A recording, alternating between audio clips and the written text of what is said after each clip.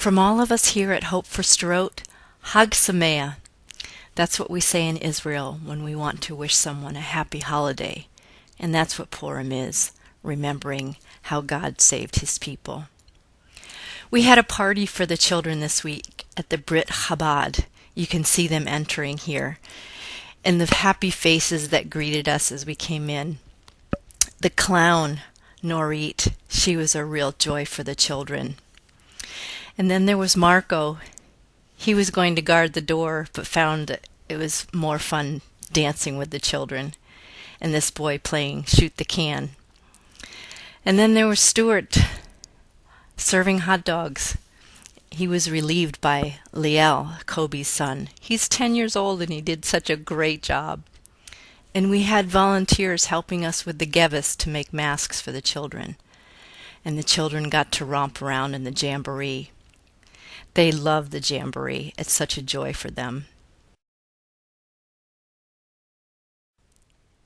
Norit the clown had them raising their hands, singing and shouting.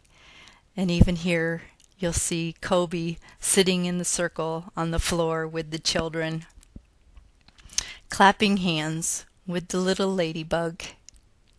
The children had a time of not having to think about kassams hitting their city. And they were singing songs as they were raising their pom-poms. And the clown had the younger ones lay down underneath a tent, and the bigger children were raising and lifting the tents over the tops of the children that were laying down. They all put in a hand to help lift and raise the tent. They were laughing and giggling their hearts out.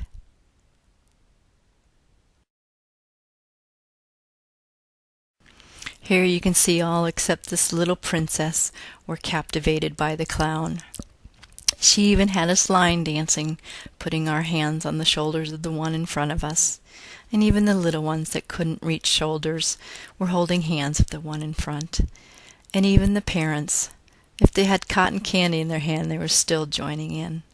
And she had us dancing, just giving gifts and having a good time. And cotton candy was enjoyed by all. Here you can see the paint table that was set up for the children to enjoy.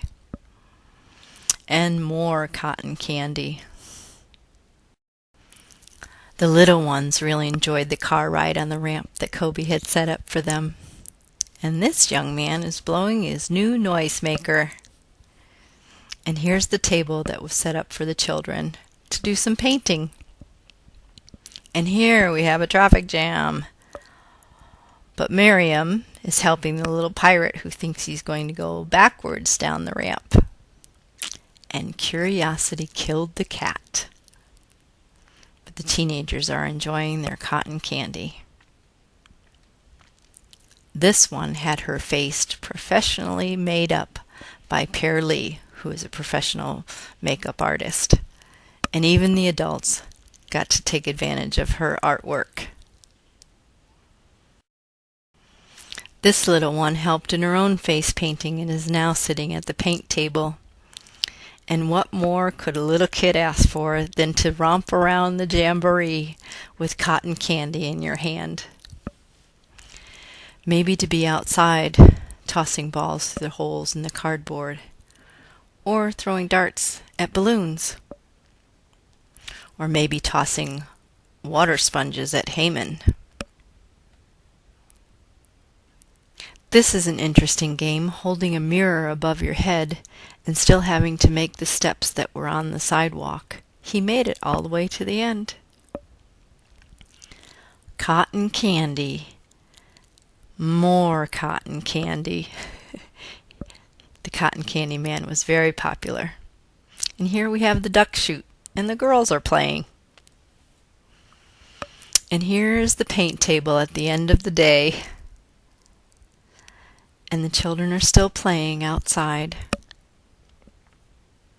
And here we have the volunteers at the end of the day, figuring out how best to clean up, and the teenagers putting their hand in to clean up as well. Celebrating Purim is a time to remind us of how God always saves his people.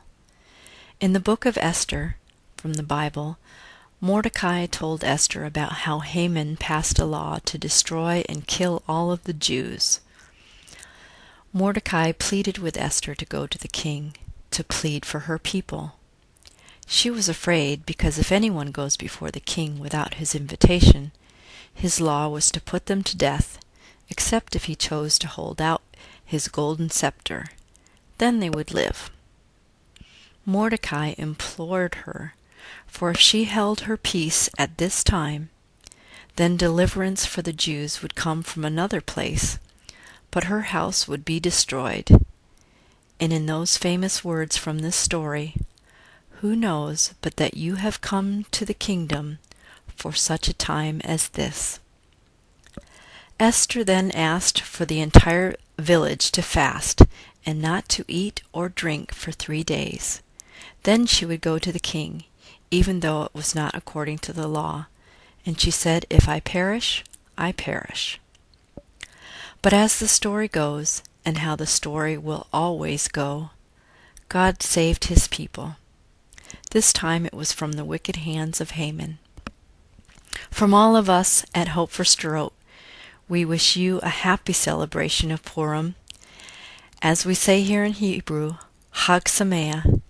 And remember, God will save you too, if you will seek him with your whole heart, soul, and mind.